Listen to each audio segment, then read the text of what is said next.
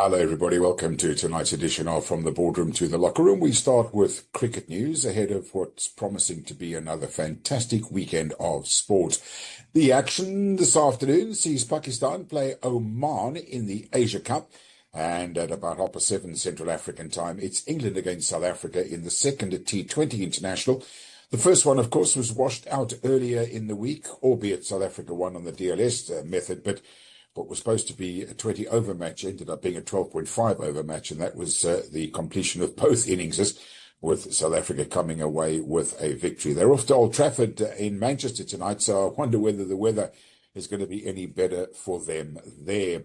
And then, of course, tomorrow, Bangladesh plays Sri Lanka. That's also... And then, of course, the really big clash of the weekend. It does not get much bigger than this. Of course, India against Pakistan. That's in the Asia Cup. That's 4:30 on Sunday afternoon. Around the same time, just about an hour or so after the third game between South Africa and England. That game, of course, at Trent Bridge in Nottingham. So lots of great cricketing action coming up over the weekend. There's also under-19 action where the English play the Bangladesh. And, of course, there's South Africa playing their match as well with regards to the youngsters. And so may they continue playing at this level. But as far as the big games are concerned, of course, South Africa versus England tonight, South Africa versus England on Sunday, and that massive clash in the United Arab Emirates between Pakistan and England in the Asia Cup. Two teams that, let's be perfectly honest, don't play each other in their home backyards because of the unrest between the two countries and the political strife between those two countries. But it is always a massive, massive game wherever it is played. Okay, let's move our attention now on a busy sporting weekend on the golf courses. And it was Mackenzie Hughes who fired 11 birdies in a 9-under par 63 to take a one-stroke lead over the Ryder Cup-bound Ben Griffin and Matt McCarthy in the US PGA Tour Pro Court Championship. Hughes, a two-time winner on the PGA Tour, admitted thoughts of a 59 crossed his mind for a second, but he bogeyed 14 and 15 and had to settle for the first-round lead at Silverado Resort in Napa in California. The Canadian got off to a great start, and that tournament continues over the weekend. That's not the only golf that's currently on. The DP World Tour is also underway, and that, of course, is the big one, the BMW PGA Championships. And after a couple of early scores in the second round, Victor Hovland is leading there at 11 under par. He shot 2 rounds of 67 and 66, a 6 under par today. He's on 133. Quite a lot of other players still in contention there early on in the second round.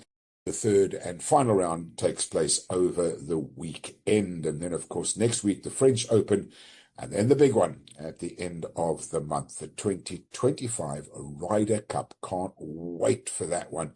That's, of course, at Bethpage in New York. And it's going to be very interesting to see, with all the strife and turmoil that's going on in the world with regards to protests and all sorts of other stuff, what kind of security there's going to be at Bethpage, because I can promise you the President of the United States, Donald Trump, will want to be at that Ryder Cup, as he has been at a couple of other major sporting events. He was at the US Open tennis final last weekend, the Alcaraz Yannick Sinner match there. Now, since that tennis, as we move along, who's in the world of tennis? It's Davis Cup action, and world number 8, Alex de Minaur, has pledged to make life difficult for Belgium as he strives to put Australia into the Davis Cup finals for a 4th straight year. He does face a tricky encounter against the 91st ranked Rafael Collington in tomorrow's opening singles rubber in their second round qualifier in Sydney. Collington made his presence felt at the just completed US Open, posting a career best win over world number 12 and former finalist Casper Ruud en route to the third round. So lots of Davis Cup action. Australia ready to snap their Davis Cup loss record. And then the Davis Cup tie between Canada and Israel is being played without spectators, as I mentioned, with all the drama that's going on in the world. A decision in consultation with the International Tennis Federation and intelligence from local authorities and national security agencies indicated a risk of significant disruptions to the event. 400 academics, activists, athletes, and writers urged Tennis Canada in an open letter to cancel the event amid Israel's military campaign in Gaza. Well, the Davis Cup group tie will go ahead. The ITF and Tennis Canada have said protesters will not stop the event. They will, of course, continue on, even though it has to be played behind closed doors. And then South Africa also in action. The World of South African Tennis World Group 2 Davis Cup tie between South Africa and Morocco at the Groen Kloof Tennis Club in Pretoria tomorrow and Sunday. It's a new-look South African squad. They'll be looking to climb the Davis Cup ladder. The six-member Renault South African team selected by Captain Pitty Norval will be led by Chris van Wyk and Alec Beckley, who have both played Davis Cup ties since 2023. 19-year-old Leo Matthijssen, who has represented South Africa in 2 ties in the international men's team competition. Van Wyk, the top-ranked player in the team, has been particularly impressive this year, having progressed beyond the quarterfinals in 4 doubles and 1 singles tournament on the ITF circuit. Beckley, meanwhile, has reached singles and doubles finals at the ITF tournaments in Czechia and Germany, respectively. And Matthijssen has not put himself in contention for a title, but he has progressed to the semi-finals at 3 doubles tournaments at home and abroad. We will bring you all the action from the tennis. The South Africans' rankings in singles and doubles, not great. Chris van Wyk's ranked 434th in the world. Alec Beckley, 592nd. Mark van der Merwe, 1,072. Thando Longwe-Smit, 1,189th in the world. Conor Doig, 1,504th. And Leo Matthijssen has no singles ranking, but a doubles ranking of 1,299. And then just one other note, unrepentant Australian Davis Cup captain Leighton Hewitt has vowed to appeal the 2-week suspension for shoving a doping control official hitting out at the timing of the decision. The former world number 1 was slapped with a sanction and a $19,800 fine following an independent tribunal ruling under the tennis anti-doping program. He was charged in January after pushing a 60-year-old volunteer anti-doping chaperone following Australia's Davis Cup semi-final defeat to Italy and Spain 2 months previously, and the ITF have slapped that ban on him. Can't be pushing people around. And then Nick Kyrgios has predicted, the mercurial Australian, he will easily beat women's world number 1 Aryna Sabalenka in a battle of the sexes showdown that could be played next year. Australian and British media have said the rare man versus woman contest was penciled in but not yet confirmed for Hong Kong in January. In the lead up to the Aussie Open, Kyrgios said he was super excited about the prospect, adding, "She's not going to beat me. Do you really think I have to try 100%? Getting to know her, she's definitely a character," said the 2022 Wimbledon finalist. He was talking to Alexander Bublik. He says the 30-year-old Kyrgios, who's now ranked 651st in the world after a series of injuries, has not played since losing in the second round at the Miami Open in March. In contrast, the Belarusian Sabalenka is a 3-time Grand Slam champion and the world's top-ranked woman. I think she will whip his butt at the moment. But Kyrgios on form is a very difficult opponent, but he hasn't played for such a long time that I don't think she has much to worry about with regards to Nick Kyrgios. Now, the Italian Grand Prix has come and gone, and Lewis Hamilton's first Italian Grand Prix as a Ferrari driver at Monza the past weekend was filled with emotional and memorable moments, especially in his interaction with fans, the legendary Tifosi.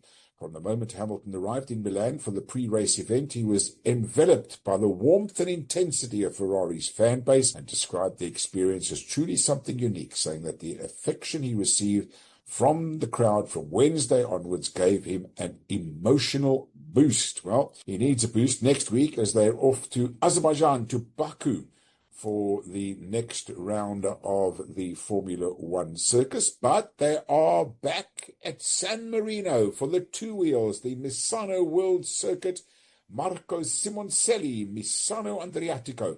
That is where the 2-wheelers are for the MotoGP this weekend and this Sunday. Will it be Alec or Marc Marquez? It seems as though those are the only 2 riders at the moment who can bring their bikes home. The 2 brothers fighting each other, I can't say tooth and nail or inch by inch, because they're on two wheels, but you know what I mean. So motorsport news, the MotoGP in San Marino last weekend. Alex Marquez won against Marc Marquez. Marc Marquez has won 7 in a row, and Alex Marquez snapped that. Let's see what happens this weekend on the motorsports world. Now, as you would have heard last night or the night before last when you were listening to our program, depends, of course, when you listen to it, it is the World Athletics Championships. This weekend gets underway, and the 2025 Championships in Tokyo promises most electrifying editions yet. It's being hosted in Tokyo, the national stadium, which was rebuilt for the Tokyo 2020 Olympics. It's the 20th edition of the World Athletics Championships. It starts in the early hours of Saturday morning. That's 20 to 1 in the morning. That's the morning session. And then the evening session in Japan, 10:05 if you are in and around the Central African time zone. And that's how it goes along through the weekend into next week. And it runs all the way through until the end of the event, which is on the 21st of September. Letsile Tebogo versus Noah Lyles in the men's sprint. Sydney McLaughlin Livron versus Femke Bol in the 400 hurdles. Neeraj Chopra versus Arshad Nadim in the javelin, a South Asian rivalry. Emmanuel Wanyoni versus Marco Arop in the 800 meters. It's all there. Can Mondo Duplantis extend his pole vault world record of 6 meters 29? Femke Bol, Devon Shelton, and Beatrice Chibit are amongst the athletes who shattered records in 2024 and are poised to do it again.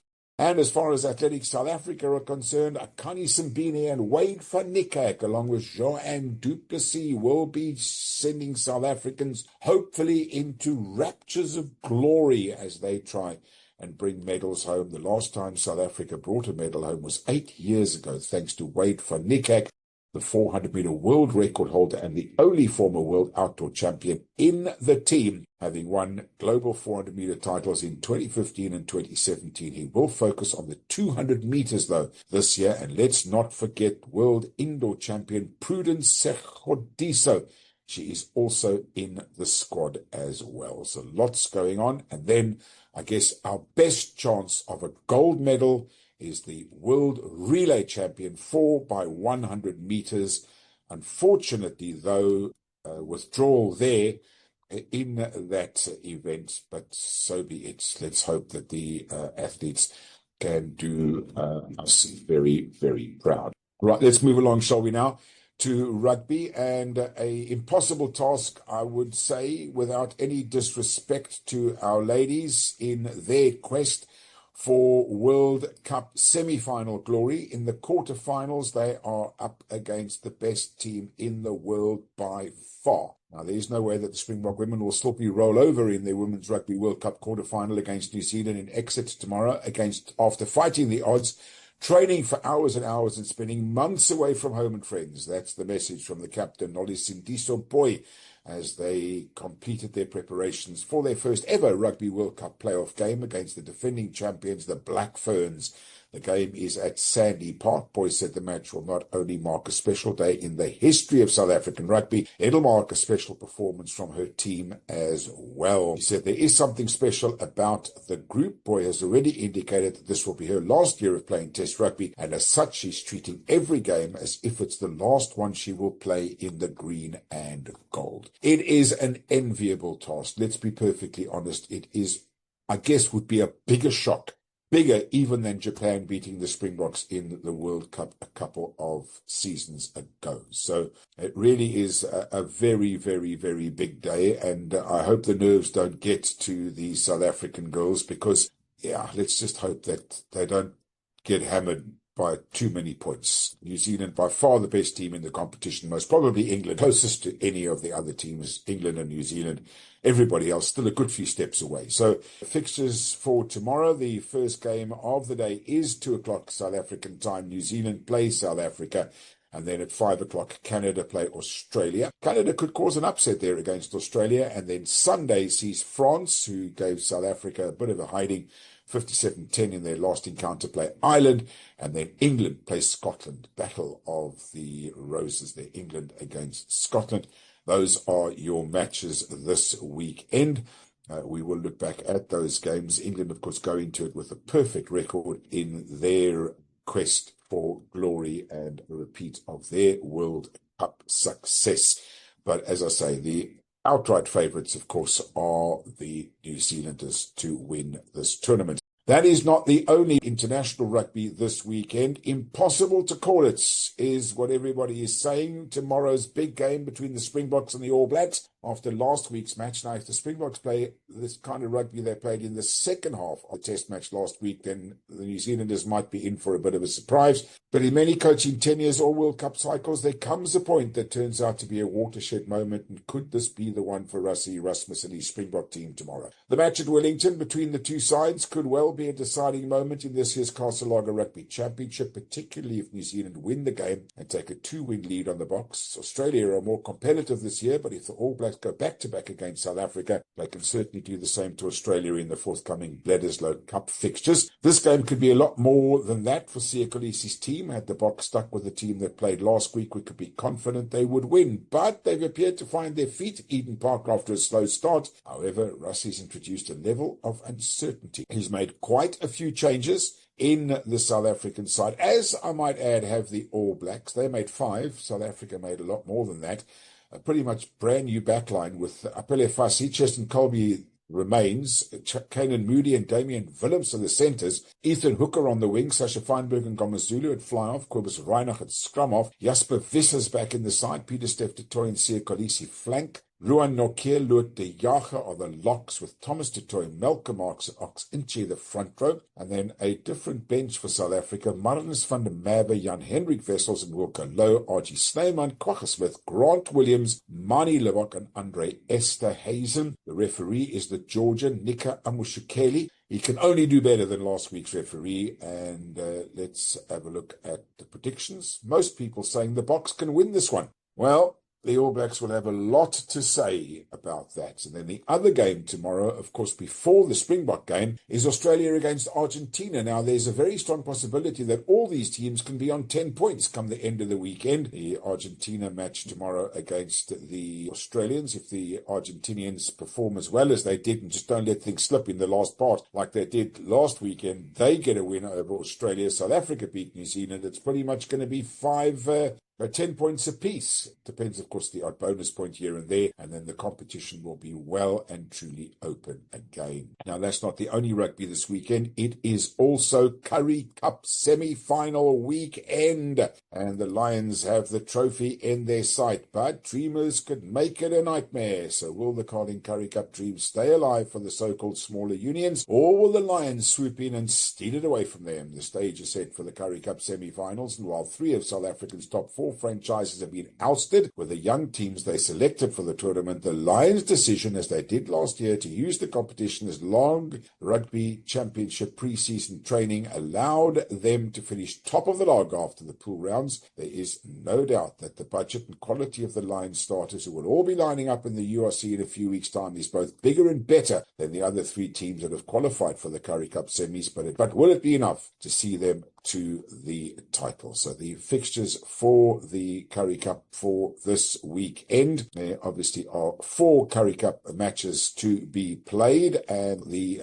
fixtures look like this. The Lions take on the Cavaliers in the first game of the afternoon at 5 o'clock tomorrow, and then at 7:15 it's Griquas against the Cheetahs. That, of course, is a big derby between those two sides. No, let me put it this way. My heart says a Griquas Boerland final, but I think my money is going to say most probably Lions, and it's too difficult to call the Griquas Cheetahs game, but I think the Cheetahs are going to edge that one there as well. So let's see if my predictions come right on Monday. Now let's move on to football as we close out tonight's edition of From the Boardroom to the Locker Room. The Betway Premier League in South Africa sees only one game on Sunday as Sundowns play Makhesi. But the big weekend is, of course, the Wafa MTN Wafa Cup final, and Stellenbosch FC and Orlando Pirates crossed swords in the final at the 2010 FIFA World Cup venue, the Mbombela Stadium in Nelspruit. On current form, the Buccaneers must be huge favourites going into the encounter, not only due to their cup pedigree,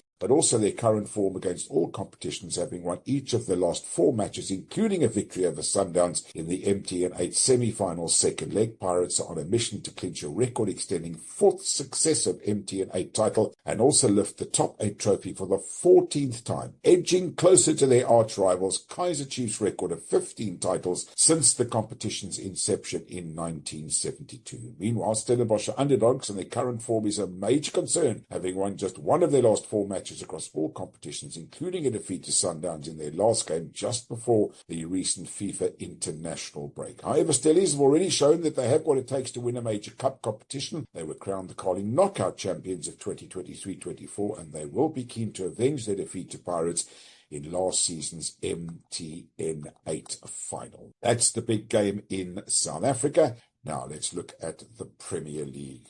Wow. It is going to be an absolute cracker of a weekend. We've had to wait for a while for the matches to continue after the start of the season. Kicks off at 1:30 tomorrow afternoon when Arsenal play Nottingham Forest. Nottingham Forest with a new manager, Ange Postecoglou. The Spurs manager's taken over from Nuno Espirito Santo, who was fired earlier on in the week. And there was very, very big money on him being the first manager to be fired from the Premier League, of course, after his fight with the Nottingham Forest owner. Bournemouth take on Brighton, Crystal Palace play Sunderland, Everton play Aston Villa, Fulham play Leeds, Newcastle play Wolves.